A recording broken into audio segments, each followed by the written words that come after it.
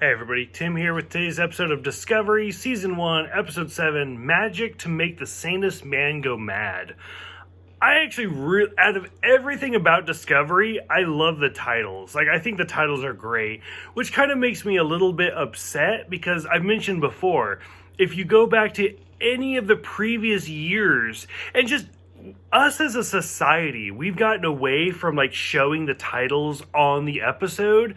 Go back to the original series, The Next Generation, Deep Space Nine, Voyager, even Enterprise, I think. Show the title on the screen. You had the main credit sequence and then it showed the title.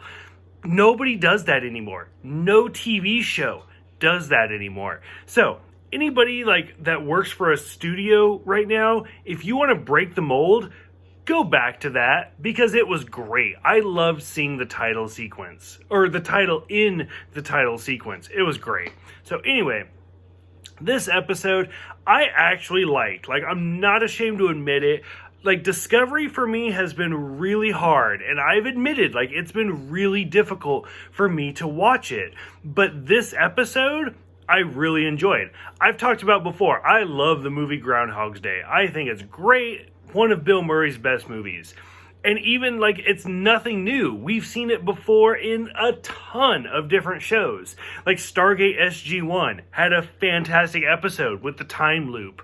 The Next Generation, Cause and Effect, the one with Frasier makes an appearance, Kelsey Grammer. A great episode where we're stuck in a time loop.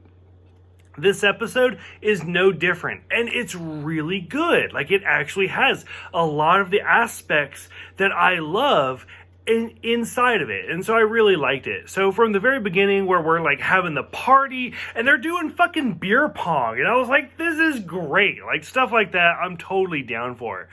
Stamets, hugging Michael because they accidentally, had a collision. I was like, okay.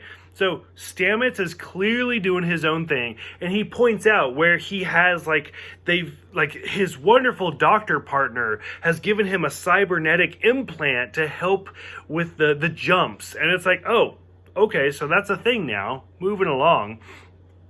They meet the space whale that can't reproduce because it's so focused on eating. Okay, we'll leave that aside. Let's see. The villain comes on with clearly an Andorian helmet because you can see the antenna spots and everything. And I was like, oh, this is interesting. What? Oh, no, just kidding. It's Mud. So already Mud makes a second appearance. I'll be honest with you, for the writers, I feel it's too early. We just saw him 2 episodes ago. A little bit more time would have been great. Boom. I feel we already just saw him literally 2 weeks ago. So a little early for me, but still, Rainn Wilson's a great actor. I mean, he was one of his first movie roles was Galaxy Quest. So totally down with it. And he's great in this movie as well. So, and this is where you realize that it's the Groundhog's Day thing, where they're stuck in a time loop, and only Stamets knows. So when he comes barging in, nobody realizes what's happening. I was like, oh shit, you are all sorts of crazy train, but us as a viewer are on his side, because we know what's going on. So it's great. He talks about how it's been 53 times already that they've done this loop. It's a half-hour loop, so 53 times. It's already been a full day, a full 24 hours. Now, is this, nobody really talks about, how society works with this time loop and stuff. For example, I mentioned Stargate. Now, I don't remember the episode 100%, but I seem to remember they were stuck in a loop, and then finally when they broke it, Carter mentioned, other people have said that they've been trying to get a hold of us for a month, and nobody's been able to do it. And so, I loved that episode in particular because it talks about how, only a small portion is stuck in this time loop and not everybody. So I would have liked something like this for this, where, Starfleet's been trying to get a hold of us for 48 hours and they haven't been able to do it. Well, that's because you've been in a time loop 70 times. They didn't do it, but in my mind, I like to kind of project onto it that Starfleet's been trying to get a hold of them. Cornwall's been trying to get a hold of them and hasn't been able to do it. The big secret about how, where Stamets is like, tell me a secret so that way when this happens, we can like just cut through the chase and boom, we know. And she tells him that she's never been in love. How sad is that?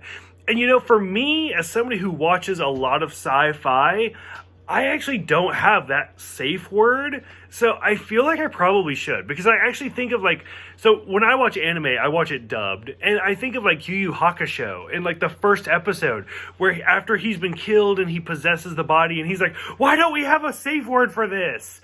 And it's like, you know, that's actually kind of true. Like, what if I got knocked out of my body, possessed somebody else, and I went to my husband? Like, and then you get the whole ghost thing with Patrick Swayze and Demi Moore. Like, ditto. Like, how do you tell them that who you are?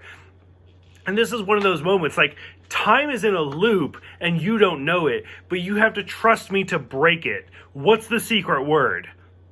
I don't fucking know. So, like, stuff like that's great. And so, evidently, Michael tells Stamets that she's never been in love, which is really sad.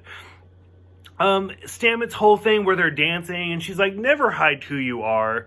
And he talks about when he met his partner, and how he was humming some opera, and he's like, stop it. And instead, he moved closer, and it's like, don't hide who you are. That's the secret of a relationship. You know what? When my husband met me and we went to my apartment for the first time, which was not what you think it was, like I had, like, as you can see in the background, I have tons of art and I had art everywhere. Before we opened my door, I was like, just be prepared. There's a lot to look at. And he's like, yeah, okay. And I opened the door and poof, artwork everywhere. And he's like, fuck.